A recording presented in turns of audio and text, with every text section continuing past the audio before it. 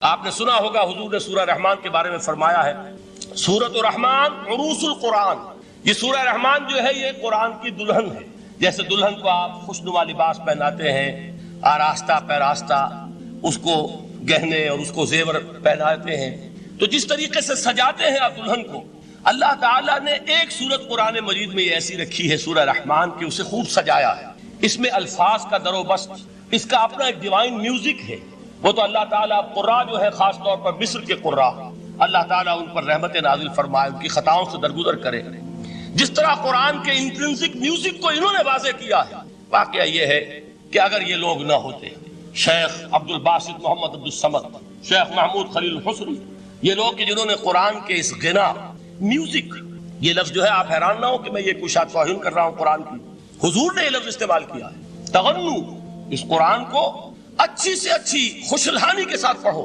من لم یتغن بالقرآن فلیس منا، جو قرآن کو بہتر سے بہتر انداز میں، اچھی سے اچھی آواز میں، خوشلہانی کے ساتھ پڑھنے کی کوشش نہیں کرتا، وہ ہم میں سے نہیں۔ بلکہ ایک مرتبہ حضور رات کے وقت آپ گشت پر تھے اپنے ساتھیوں کے حالات معلوم کرنے کے لیے۔ حضرت ابو موسیٰ اشعری رضی اللہ تعالیٰ عنہ ایک صحابی ہیں، ان کے گھر کے پاس سے گزر ہوا، وہ رات کو تہجد پڑھ رہے تھے، کھڑے ہوئے کیف کے عالم میں قرآن تلاوت کر رہے ہیں۔ حضور کو بہت پسند آئی ان کی قرات، کافی دیر تک وہاں کھڑے سنتے رہے۔ اب انہیں کیا پتا کون سن رہا ہے، بالکل اسی طرح سمجھ لیجئے ایک بات یاد آئی ہے، حضور فرماتے ہیں کہ جس طرح کان لگا کر اللہ قرآن کو سنتا ہے کسی چیز کو نہیں سنتا۔ ہمیں نظر نہیں آتا نا، ہمیں معلوم نہیں، ہم قرآن پڑھ رہے ہیں تو سننے والا کون ہے؟ سب سے زیادہ کان لگا کر خود اللہ۔ یہاں اس لیے مجھے یاد آیا کہ ابو موسیٰ اشعری کو کیا پتا تھا کہ کون سن رہا ہے، وہ اپنی کیفیت میں نماز میں تہجد میں قرآن کی تلاوت کر رہے تھے، اور ظاہر بات ہے ان کے گھر ایکڑوں میں بنے ہوئے نہیں تھے، ایک ایک کمرہ، ایک ایک کوئی حجرہ، ایسے تو گھر تھے نا صحابہ کے، لہذا حضور پاس سے گزرے، آواز آئی، کافی دیر سنتے رہے۔ اس کے بعد آپ تشریف لے گئے، صبح فجر میں ملاقات ہوئی تو حضور نے تحسین کے انداز میں فرمایا، یا ابا موسیٰ انک قد اوتیت مزمارا من مزامیر آل داؤد، اے ابو موسیٰ تمہیں تو آل داؤد کے سازوں میں سے ایک ساز اللہ نے عطا فرما دیا۔ جس طرح حضرت داؤد، لہن داؤدی مشہور ہے کہ جب وہ پچھلے پہر رات کو حمد کے ترانے الاپتے تھے، قرآن میں ہے کہ پرندے شامل ہو جاتے تھے ساتھ، اور پہاڑ وجد میں آتے تھے، پہاڑ بھی ان کے ساتھ شریک ہوتے تھے۔ تو جس طرح کا اللہ نے ان کو لہن عطا فرمایا تھا، حضور نے تحسین کے انداز میں فرمایا، ہے ابو موسیٰ اشعری اللہ نے تمہیں بھی آل داؤد کے سازوں میں سے ایک ساز عطا فرمایا۔ بہرحال قرآن مجید کا جو یہ میوزک ہے، قرآن کے الفاظ کا جو حسن ہے، جہاں تک حسن معنوی ہے وہ تو ہر لفظ میں ہے، لیکن یہ حسن ظاہری، حسن صوتی، حسن لفظی، یہ اپنے کلائمیکس پر آپ کو نظر آئے گا سورہ رحمان۔ لیکن قرآن میں یہ سورت اس اعتبار سے بھی ممتاز ہے، اس کی 4 آیات پر ذرا توجہ کریں گے، عجیب حقائق سامنے آئیں گے۔ جہاں یہ قرآن مجید کے حسن صوت اور حسن لفظی کی معراج ہے، وہیں اس کی پہلی 4 آیات میں 4 چوٹی کی چیزوں کا ذکر ہے، سب سے اونچی چیز ہے۔ پہلی آیت کیا ہے؟ الرحمن، ایک آیت ہو گئی۔ رحمان کیا ہے؟ اللہ کا نام ہے۔ کبھی آپ نے غور کیا اللہ کے ناموں میں سب سے پیارا نام کون سا ہوگا؟ رحمان۔ کیوں؟ اس کا مادہ کیا ہے؟ رحمت۔ ہمیں سب سے بڑھ کر جس چیز کی ضرورت ہے وہ کیا ہے؟ رحمت خداوندی۔ نام اچھی طرح سن لیجئے اس حضور کے قول کو۔ حضور فرماتے کوئی شخص جنت میں مجرد اپنے عمل کی بنیاد پر داخل نہیں ہو سکے گا جب تک کہ رحمت خداوندی دستگیری نہ کرے۔ کسی صحابی نے بڑی ہمت اور جرأت کا ثبوت دیا کہ پوچھ لیا، کیا حضور آپ بھی؟ جب آپ نے فرمایا کوئی شخص داخل نہیں ہو سکتا جنت میں محض اپنے عمل کی بنیاد پر جب تک کہ رحمت خداوندی جو ہے وہ دستگیری نہ فرمائے۔ پوچھا گیا کیا آپ بھی؟ آپ نے فرمایا ہاں میں بھی۔ آپ انداز کیجئے کہ اگر محمد الرسول اللہ بھی رحمت خداوندی کے ضرورت مند ہوں تو تاب دیگراں چے رسد، ہماری تو سب سے بڑی ضرورت رحمت خداوندی۔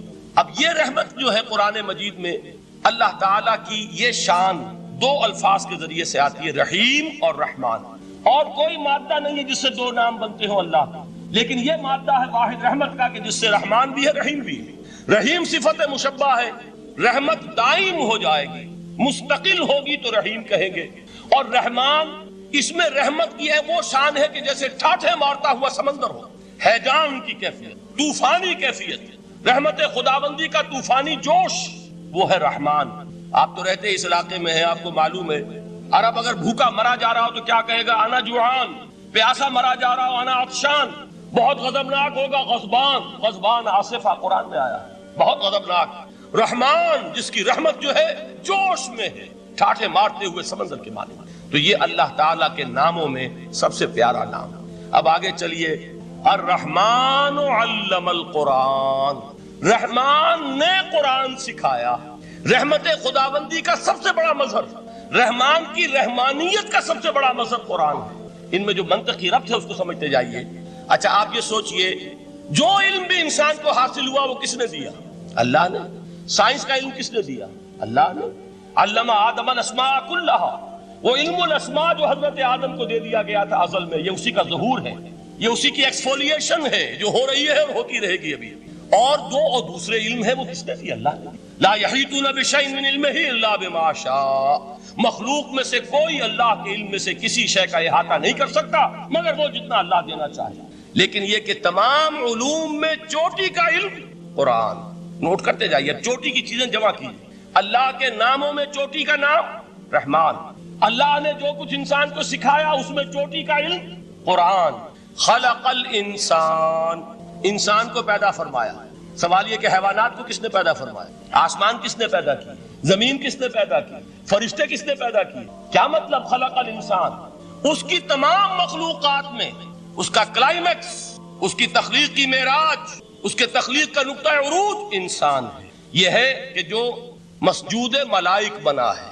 وَلَقَدْ كَرَّمْنَا بَنِي آدَمَ وَحَمَلْنَاهُمْ فِي الْبَرِّ وَالْبَحْرِ وَرَزَقْنَاهُمْ مِنَ الطَّيِّبَاتِ وَفَضَّلْنَاهُمْ عَلَى كَثِيرٍ مِّمَّنْ خَلَقْنَا تَفْضِيلًا. تو تخلیق میں سب سے اونچی تخلیق انسان کی، علموں میں سب سے اونچا علم قرآن کا، اللہ کے ناموں میں سب سے اونچا نام رحمان. تقاضے پورے کرو. تقاضے کیا ہے؟ ایمان ہے تو عمل درست ہونا چاہیے، ایمان ہے تو جہاد ہونا چاہیے، ایمان ہے تو جان اور مال کھپانی چاہیے. تو جو ایمان دوسرے لوگ جس طرح لائے ہیں، حمزہ بھی تو ایمان لائے ہیں، آخر ان کا راستہ تمہیں نظر نہیں آ رہا؟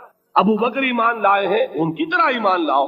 تو انہوں نے کیا کہا؟ انؤمن کما آمن السفہاء، کیا ہم اس طرح ایمان لائے جیسے یہ بے وقوف لائے؟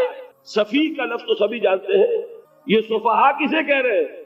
آپ نے پڑھا تو بہت مرتبہ ہوگا ان آیات کو، کبھی سوچا کس کو کہہ رہے ہیں؟ وہ ابو بکر کو کہہ رہے ہیں، وہ حمزہ کو کہہ رہے ہیں، وہ عمر کو کہہ رہے ہیں. ان کی تو مت ماری گئی، غر ہؤلاء دینہم، انہیں تو کوئی ہوش ہی نہیں. 2 مرتبہ حضرت ابو بکر نے وہ کام کیا ہے کہ ہر ورلڈلی وائز انسان یہ کہے گا کہ حماقت کی ہے جس کے سامنے دنیا ہے. جب ہجرت کے لیے حضور تشریف لے جا رہے تھے، 40,000 درہم کا سرمایہ تھا، جبکہ حضرت ابو بکر ایمان لائے. مکے کے چوٹی کے تاجروں میں سے تھے جو ملک التجار کہلاتے. لیکن اب وہ روپیہ کہاں خرچ ہوا؟ بلال کو خریدا، روپیہ دے کے خریدا یا ویسے خرید لیا؟ آزاد کر دیا. ابو فقی کو خریدا، آزاد کر دیا. 6 ہیں غلام اور کنیزیں محمد رسول اللہ پر ایمان لانے والے جن کو ابو بکر نے اپنے پیسے سے خریدا اور آزاد کیا. یہ روپیہ تو پگھل رہا ہے نا.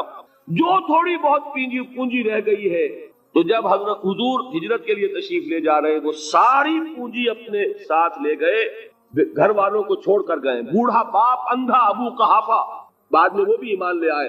اور یہ ابو بکر ہیں کہ جن کی 3 نسلیں ایک وقت میں موجود تھی مسلمانوں کی. ابو قحافہ مومن، ابو بکر مومن، اور ابو بکر کی اولاد مومن، عائشہ، اسماء اور ابو بکر اور عبد الرحمن ابن ابی بکر. یہ کون ہے؟ تو 3 نسلیں جس کی بیک وقت رہی ہیں ایمان میں، وہ شاذ لوگ ہیں، ان میں ابو بکر. لیکن یہ کہ اس وقت تک ابو قحافہ ایمان نہیں لائے تھے، والد نابینا تھے. تو والد ہے، بیٹیاں ہیں، حضرت عائشہ، حضرت اسماء حضرت رضی اللہ تعالیٰ عنہما، بیوی ہے. کچھ نہیں چھوڑ کے گئے، ایک پیسہ. جب باپ کو معلوم ہوا بیٹا چلا گیا محمد کے ساتھ صلی اللہ علیہ وسلم، سخت غصے میں ہے، پیٹ و تاب میں ہے. اب ہمارا کون والی وارث ہوگا؟ کون ہے ہماری خبر گیری کرنے والا؟ بیٹیوں سے پوتیوں سے اپنے پوچھتے کچھ چھوڑ کے بھی گیا کہ نہیں؟ ان کا ہاں ابا جان. کیا کیا انہوں نے؟ کبھی پڑھے ہیں واقعات؟ کچھ کنکر روڑے لیے، ایک کپڑے میں پوٹلی بنائی اور اندھے دادا کا ہاتھ اوپر پھروایا. دیکھیے دادا جان، یہ چھوڑ گئے ہیں، یہ مال ہے، یہ سونے اور چاندی کے سکے ہیں، ابا جان ہمیں ایسے نہیں چھوڑ کر گئے. واقعہ کیا ہے کہ ایک پیسہ نہیں چھوڑا ابو بکر نے گھر والوں کے لیے، سب کچھ لے گئے کہ کیا پتا محمد کے ساتھ جا رہا ہوں، کس وقت کیا ضرورت پیش آ جائے صلی اللہ علیہ وسلم. تو یہ کوئی عقل مندی کی بات ہے؟ اپنے غریبانوں میں جھانکی، آپ یہ عقل مندی کریں گے؟ کہیں چاہے نہ، یہ بات دوسری ہے. لیکن یہ کہ اس کو کون ہم میں سے عقل مندی کہے گا؟ اسی طریقے سے جب غزوہ تبوک کا وقت آیا، وہ واقعہ تو بہت مشہور ہے. حضرت عمر فرماتے ہیں کہ اس زمانے میں میرے پاس اتفاقاً پیسہ بہت تھا، میں نے یہ سوچا دل میں کہ اس مرحلے پر تو میں ابو بکر سے بازی لے جاؤں گا. مسابقت ان میں بھی تھی لیکن نیکی کی مسابقت, خیر کی مسابقت, انفاق فی سبیل اللہ کی مسابقت. تو میں نے سوچا کہ میں بازی لے جاؤں گا. میں نے کیا کیا, کل دولت جو تھی اس کے 2 حصے کیے, ایک حصہ گھر رکھا اور 1 لا کے حضور کی خدمت میں پیش کر دیا. حضور نے پوچھا کہ عمر گھر والوں کے لیے کچھ چھوڑا, کہ جی ہاں نصف کیا میں نے, نصف اللہ کی راہ میں حاضر ہے, نصف چھوڑا ہے. ٹھیک ہے. اب وہ آئے ابو بکر, پوچھا حضور نے ابو بکر گھر والوں کے لیے کچھ چھوڑا, کہ نہیں, صدیق کے لیے ہے خدا کا رسول بس, گھر میں اللہ اور اس کے رسول کے نام کے سوا کچھ نہیں تھے. یہی ہے نا, پروانے کو چراغ ہے, بلبل کو پھول بس, اور صدیق کے لیے ہے خدا کا رسول بس, مجھے گھر والوں کے لیے کچھ نہیں چاہیے. یہ کام جو ہے, تو یہ جن کا ہم اس وقت ذکر پڑھ رہے ہیں منافقین, ان کے نزدیک حماقت تھی یا عقل مندی تھی, یہ سمجھداری تھی یا بے وقوفی تھی؟ وہ ہے جو بات کہہ رہے ہیں کہ جب ان سے کہا جاتا ہے ایمان لاؤ بھلے لوگوں کی طرح جیسے دوسرے لوگ ایمان لائے ہیں, تو کیا کہتے ہیں, انؤمن کما آمن السفہاء الا انہم هم السفہاء ولکن لا یعلمون. آگاہ ہو جاؤ, اصل احمق یہ ہے, اصل بے وقوف یہ ہے, انہیں نہیں پتا کہ حقیقت کیا ہے, نفع کیا ہے, نقصان کیا ہے. وہ جو بات میں نے سورۃ العصر میں بیان کی تھی, والعصر ان الانسان لفی خسر الا الذین آمنوا وعملوا الصالحات وتواصوا بالحق وتواصوا بالصبر. جس کے ذہن اور قلب پر یہ صورت کندہ ہو جائے گی, اس کے نزدیک عقل مندی یہ ہے کہ سب کچھ اللہ کی راہ میں لگا دو. جس کے دل میں یہ بات بیٹھی نہیں, اس کے لیے عقل مندی یہ ہے کہ بچا بچا کر رکھو, چھپا چھپا کر رکھو, سنبھال سنبھال کر رکھو. عقل مندی کا اس میں تقاضا کچھ اور, اس میں تقاضا کچھ اور. لیکن یہاں بھی فرمایا ولکن لا یعلمون, انہیں ابھی علم نہیں ہے اس کا. اس سے پہلی آیت میں بھی فرمایا ولکن لا یشعرون, انہیں شعور نہیں ہے. دیکھیے میں آپ کو بتا رہا تھا, یہ وہ غیر شعوری نفاق ہے, یہ بڑھتا چلا جا رہا ہے.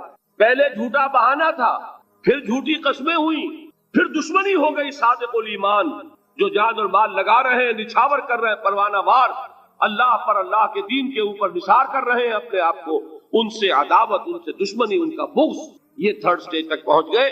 اب بھی وہ اپنے آپ کو منافق نہیں سمجھتے, وہ سمجھتے عقل مند تو ہمیں, یہ تو بے وقوف ہے. ہم ہیں اصل میں بھائی, سمجھ کے چلنا چاہیے, تیل دیکھنی چاہیے, تیل کی دھار دیکھنی چاہیے, دائیں بائیں دیکھنا چاہیے, حفاظت کا بھی خیال ہونا چاہیے. یہ ساری چیزیں تو عقل مندی ہے نا دنیا کے اعتبار سے. تو وہ تو انہیں بے وقوف سمجھ رہے ہیں, اپنے آپ کو منافق کہاں سمجھیں گے؟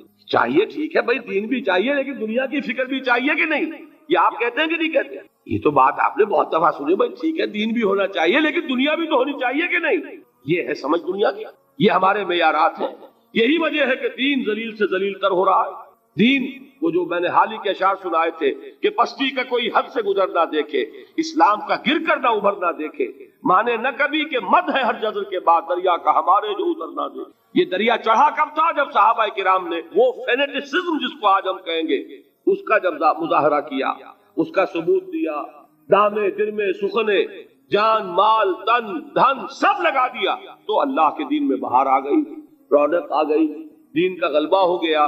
اور جب ہم اپنے سمجھ کر رکھیں گے تو ظاہر بات ہے کہ اس کا تو پھر جو حشر ہوگا وہ وہی. دین میں کمزوری, ہماری دنیا جو ہے پھل رہی ہے, پھول رہی ہے, دین جو ہے وہ کمزور ہوتا چلا. یہ ہے 3rd سٹیج اس نفاق کی.